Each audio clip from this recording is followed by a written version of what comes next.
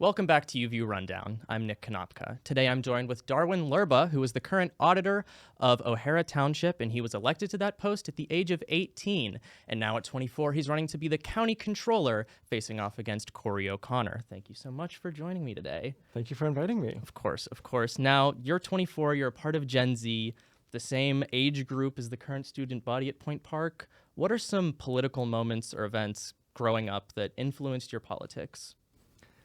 So I think, I started getting involved in politics really more seriously around the 2016 election. And I think after Trump's election, a lot of folks who hadn't really been paying as much attention started paying a lot more attention because they realized how toxic and dysfunctional our government could be. I think a lot of folks, particularly folks in the suburbs, they kind of don't necessarily see government as impacting their day-to-day lives as much. And it does, but it just it wasn't really in their face as much until, Trump's election. And so I think that brought in a lot more people. But I think when we look at events over the past few years, we also need to look at, the 2020 George Floyd Black Lives Matter protests, because, that's one of the largest mass movements that we've had in recent history, where you had thousands of folks out on the streets, even here in Pittsburgh, protesting, police brutality and, use of force regulations. So, I would say those two events are probably two of the most prominent that have really shaped a lot of, the Gen Z involvement in politics today. Yeah. Now, not only as being a candidate at 18 years old, you also managed Bethany Hallam's campaign at the age of 20. So what did you learn from that campaign that you can bring to this one to make it a success?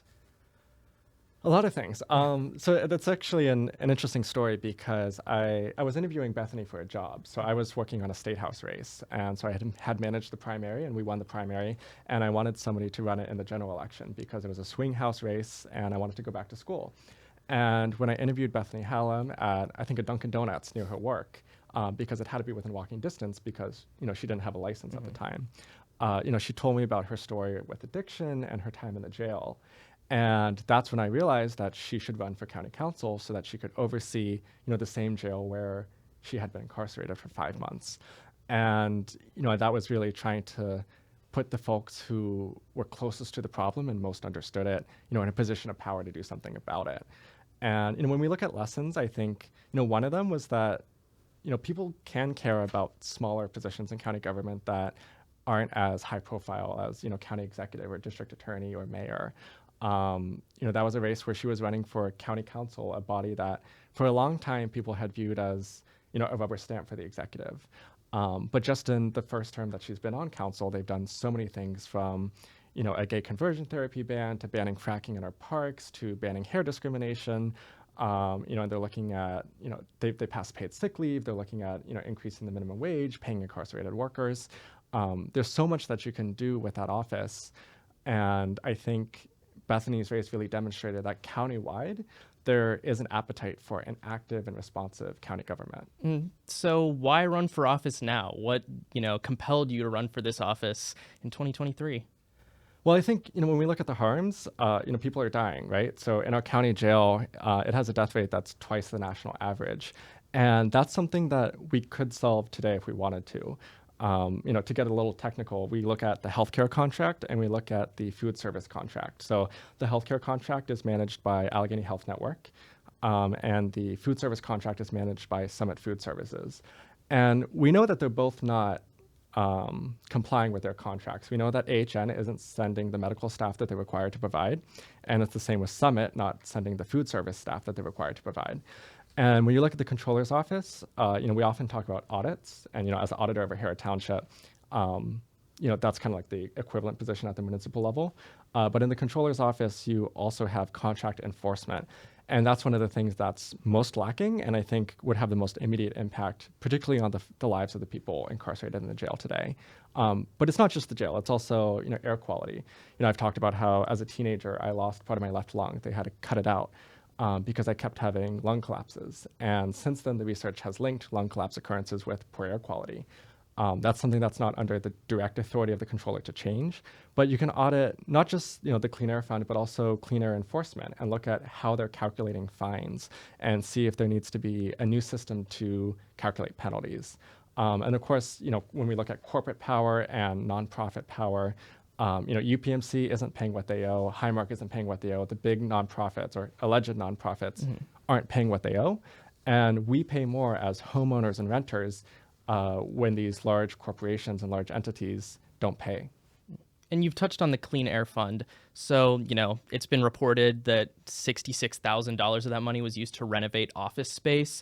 So what will you do as controller to make sure that that money isn't just, not put, just to, instead of auditing it and just seeing where it's going, how do you make sure that it's properly put in the right places? Yeah, so and that's part of the tricky part, right? Is the controller's statutory authority is often limited when it comes to a lot of what the executive does.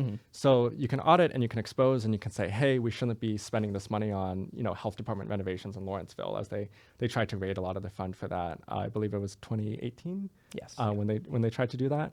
But at the same time, you also need to mobilize folks in the impacted communities who that money and those fines are ostensibly supposed to be used to help. So when I talk to folks in Clariton, they want air purifiers, they want trees, they want parks. They want tangible benefits in their area that they deserve from these fines. And I think as the controller, you can be sort of a public investigator and you can work with them to say, hey, this is what the community wants. This is the funding that we have for it, and here's how we should spend it. And if the executive doesn't agree with that, then you have to go to the press, you have to go to the community, and you have to mobilize them to put that pressure on council and on the executive. Because I think the name controller is a bit of a misnomer because you control very little. You can audit and you can enforce contracts, and so you have to find creative ways to achieve policy if that's what you're trying to do with the position. And in the position of auditor of O'Hara Township, that's a township of about 9,000 people. What makes you sort of have the confidence to go from a 9,000 person municipality to the entire county of 1.2 million? Well, I think you can look at a lot of the advocacy and auditing work that I've done, as the township auditor, looking at how the county is impacting our residents, but not just in O'Hara. I mean, the work I do looks at how the county work impacts everyone in the county. So when we look at the right to know law requests that I've done, exposing that the jail doesn't have a written vaccine plan as they claim to for booster shots, demonstrating that Trinity, the previous food service contractor, wasn't in compliance, wasn't keeping records, looking at trying to make sure that there's transparency with the HQ2 bid, the Amazon bid. A lot of the work that I've done, whether it relates to right to know law requests or the jail or air quality advocacy, that doesn't impact just O'Hara residents, that impacts everybody countywide. So I've done a lot of the groundwork for what I'd like to do in the office, but for example, the UPMC parking lot audit, I can only do so much as one auditor. And in order to expand that countywide, in order to look at all the big nonprofits, all the parcels that should be taxed, you really do need a whole team of people, and that's what you have in the controller's office. So, taxing Allegheny or taxing UPMC, taxing all the nonprofits in the county, that's something that's been tried for years by many mayors, executives. What would you do differently that would actually bring results? Yeah, well, I think it's important to realize that, it's important to remember the UPMC lawsuit was dropped in 2014. That was 8 years ago. And I think we've sort of accepted this myth that it's too hard, that they have too many lawyers, and that it's impossible. Because we do have the statutory mechanisms to bring a lot of properties back on the tax rolls. We just haven't used them. And I think a lot of the stuff that we look at in county government, we know the problem, we know the solution, we're just not doing it for one reason or another. And that reason is often, campaign finance or trying to play nice with foundations and nonprofits, or not really willing to upset existing power structures. So when it comes to taxing UPMC and other wealthy nonprofits, the process that we have currently is called parcel review. And it's based on 2007 legislation that was passed by county council. And at the time, Rich Fitzgerald, the county executive, was on county council and was a co-sponsor of the legislation that is the basis for this review. And through this process, you can put back properties on the tax rolls that aren't necessarily hospitals, but parking lots and anything else that isn't specifically indicated for a healthcare purpose, because UPMC is structured as a purely public charity, and that purely public piece means that a parking garage that is used in support of healthcare doesn't count as tax exempt. And we're already taxing half of their parking lots. So the justification was already there. They're already getting tax bills. They're just not getting tax bills on the other half. And that's our fault as a county for not reviewing the properties and making sure that we're sending tax bills to the appropriate parcels. Okay. And you've alluded to, I suppose, several times that your parcel review was almost a precursor to Mayor Ed Gainey's announcement earlier in January. Are you, just to be clear, are you saying that you inspired his plan, or just that it was a step in the right direction towards his plan for parcel review and taxing the nonprofits? Well, I think it's important to realize that so many organizers and so many people have been working on the issue of taxing UPMC and the wealthy nonprofits for many years. This is something I've been involved in for several years, but and I think the concept of parcel review wasn't on people's radar for a while before I presented my audit to City Council. But I don't want to necessarily take credit for what the Gainey administration has done, and I'm sure this is one of many things that they considered. But I do think that it put it back on the radar, and it demonstrated in a tangible sense, what it would mean to, put these parcels back and what parcels we were looking at specifically. And for those who don't know, Darwin is a frequenter of the Allegheny County Jail Oversight Board meetings, often giving public comment several times. So the controller sits on that board. Now, what would you do differently on that board that you don't see coming from Corey O'Connor or even Bethany Hallam, an ally of yours, who already sits on the board? So I think the tricky part with the board is you have to have a majority to pass motions, right? So I think it's not just asking the right questions in the board. I think most of what the controller can do, they have within their office's statutory authority.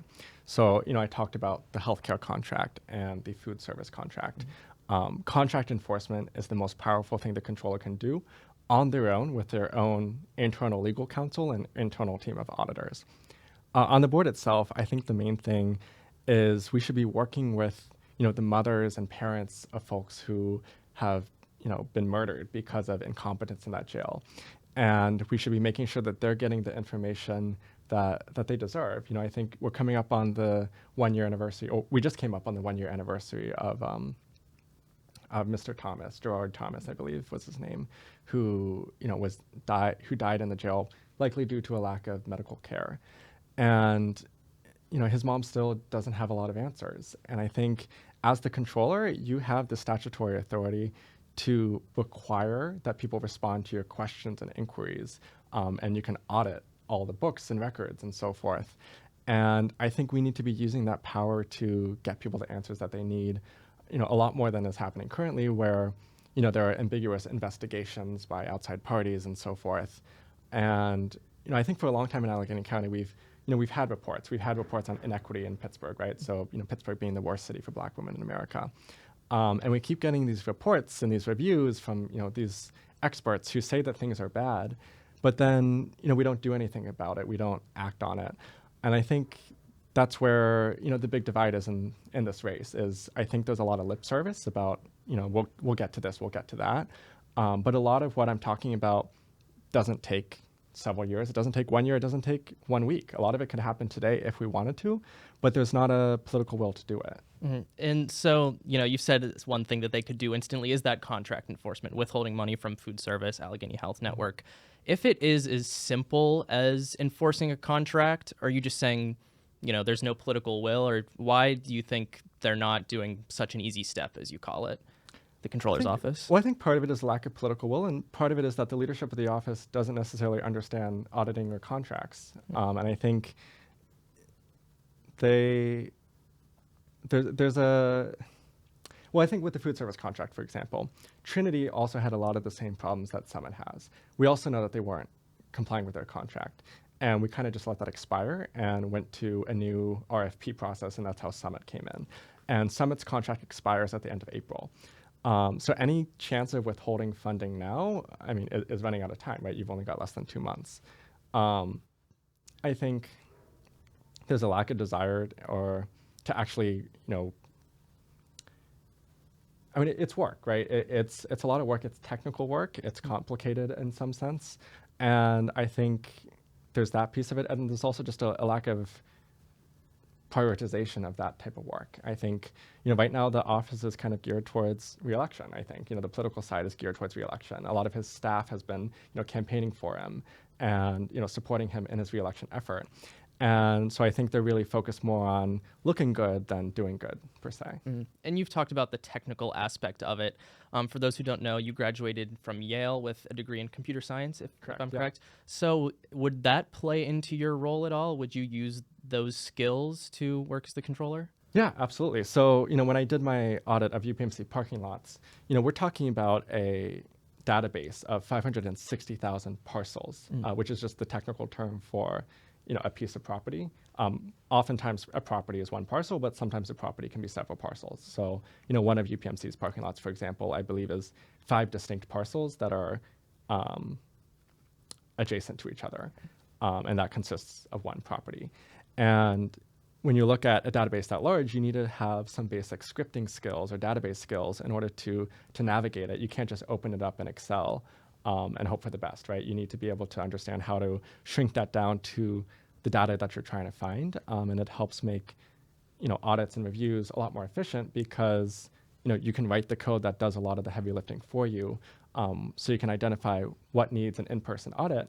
And that's how I knew, okay, I need to look at these properties. And then I drove around to the individual parking lots to assess, did they have a towing license? Was it a private parking lot or a public parking lot? How much did it cost to park there? Most of them were lease-only parking lots, so that information wasn't public. But online people will talk about the cost to park in these garages, and I think the Luna parking garage was somewhere around $80 a month, from what I saw. Mm-hmm. And would that be work you'd want to do yourself, or do you believe that there needs to be more, computer science professionals, more people who can really dig into this information hired at the office? I think both. So, I mean, as somebody with that background, that's a lot of the work that I like to do. But when you're managing an office of that size, you can't always get into the details of the work you want to do. You have to be able to delegate. And so understanding what it is that folks are doing is really critical to being able to delegate properly and being able to oversee that work happening. But I do think the office needs more auditors, needs more people with a technical background. And I think that's really hard with the conditions that you have in the office now, where people are making less than 20 an hour, and you can't pay student loans on $18 an hour. There's also, I've talked a little bit about the vast inequities in the office, where just over the last year, the average wage for white workers has increased 7.5%, whereas the average wage for black workers has decreased 1.3%. And when you talk about trying to address equity countywide, you can't audit and address equity countywide if you aren't addressing equity within your own office first. And audits are reflective of the folks who carry them out. So if you're not able to hire a diverse staff that's well paid and is respected, then that's going to show in the auditing that you're doing. And just this past week was the Allegheny County Democratic Committee endorsement, and they opted to choose Corey O'Connor for their endorsement in the vote. Does that discourage you when you lose certain endorsement votes as a candidate? I don't think it's discouraging per se. I mean, I figured that he would get the endorsement. I mean, the O'Connor family name has been around for many years, and in my conversations with committee folks, they either really appreciated what I was doing and liked it and felt that I was more qualified, or they would say, oh, well, I knew Bob for a long time, or I've known the O'Connors for a long time. So I think, relationships do matter, and especially in a committee that is, the most well-connected politically, the most involved people, politically countywide, that's going to play out. And, the long-standing O'Connor name is not something you can beat in a group of the 2,000 most connected people. But when you look at the electorate at large, I think there's an appetite, as I mentioned before with Bethany, there's an appetite for an active county government that addresses these problems we're facing instead of, continuing to talk about them. All right, Darwin Leuba, thank you so much for your time. Thanks.